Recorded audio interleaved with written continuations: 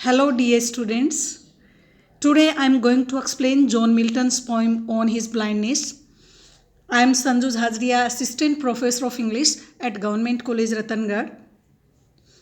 This poem is included in BA Part First, Paper First by Maharaja Ganga Singh University, Bikaner. So this is our first stanza. When I consider how my light is spent, ere half my days in this dark world and wide, and that one talent which is death to hide. Lost with me useless, thou my soul more bent, to serve there with my Maker and present my true account, lest he returning chide, doth God exact day labor, light denied. When I consider. So what is the feeling of poet here? The poet has become blind when he was about 40 years of age.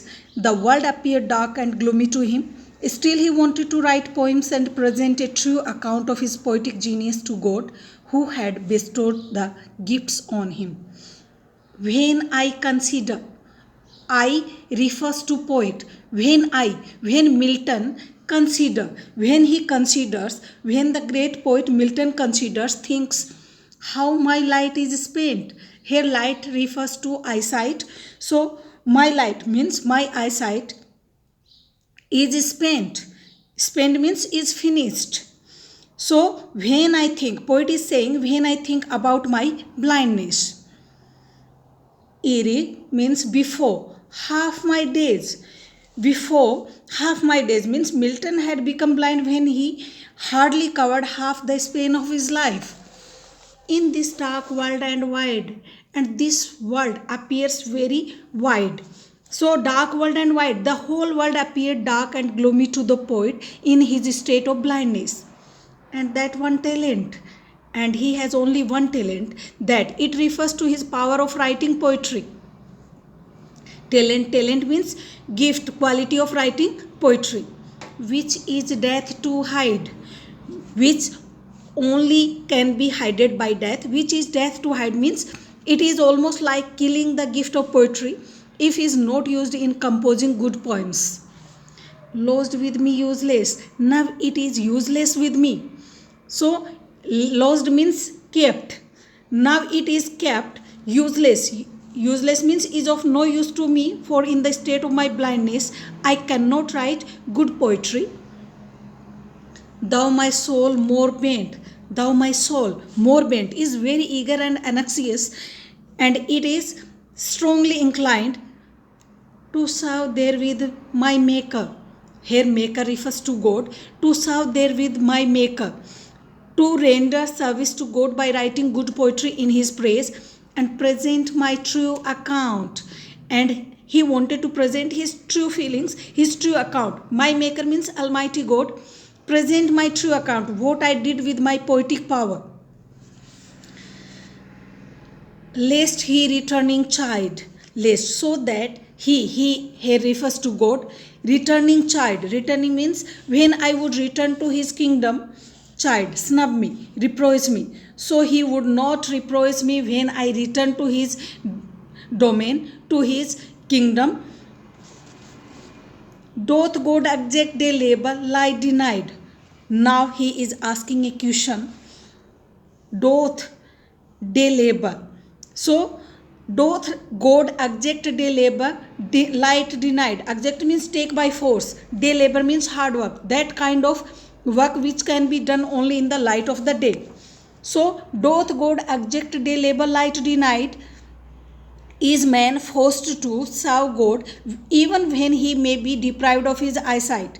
The reference is to John 9th. We must work for him that sent me while it is day, then night cometh when no man can work. So I think you have understood this stanza, and now we are heading towards next stanza. I fondly ask but patience to prevent that murmur soon replies, God doth not need either man's work or his own gifts, who best bear his mild yoke, they serve him best. His I fondly ask. Now poet is saying I fondly ask. Means I put this to myself. I fondly ask.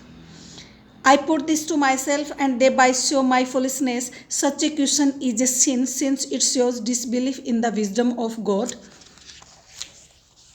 So in this stanza, Patience comes to help of the poet and consoles him by saying that God does not require the return of his gift.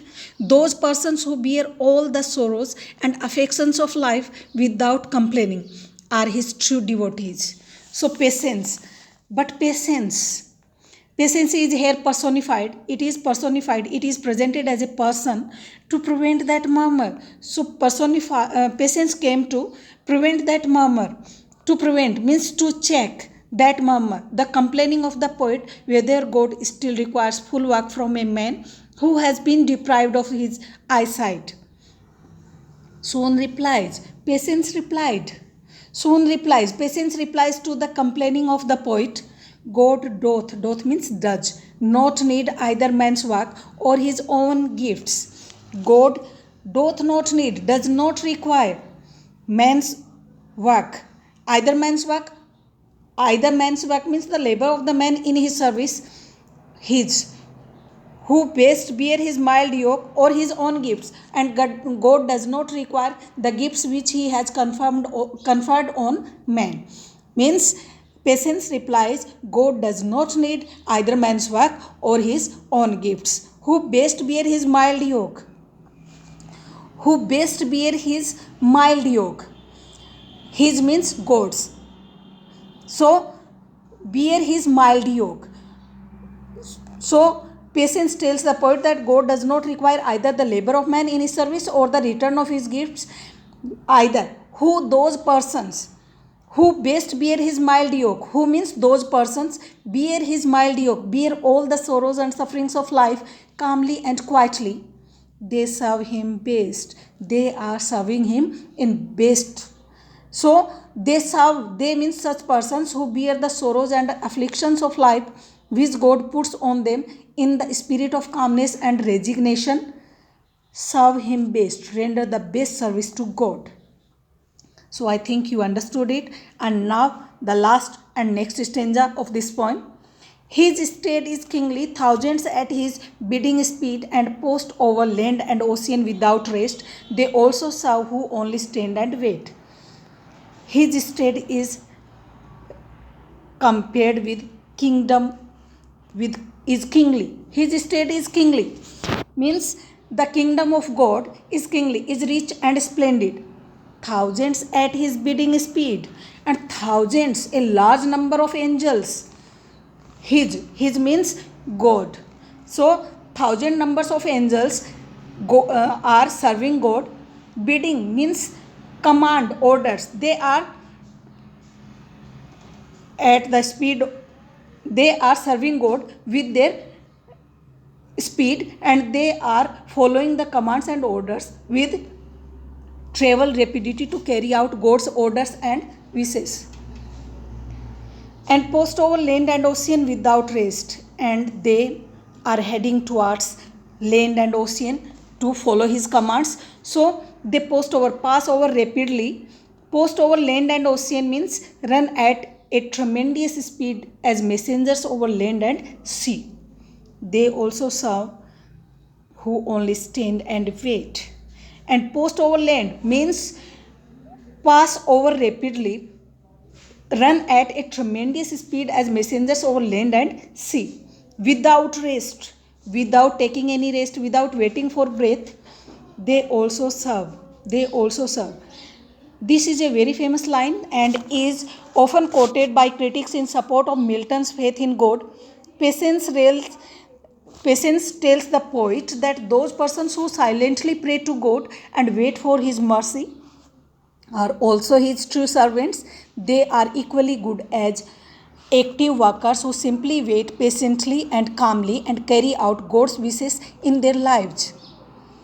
Wait means remain in attendance, ready for any command that may be given to them at any moment. So they also serve who only stand and wait. So Patience further tells the poet that the kingdom of God is very wide. Thousands of angels do him service. Those persons who silently pray to God and wait on his mercy are his true devotees. So it is very good religious poem, and it shows to have patience and to have belief in God. I think you understood it. Thanks for watching.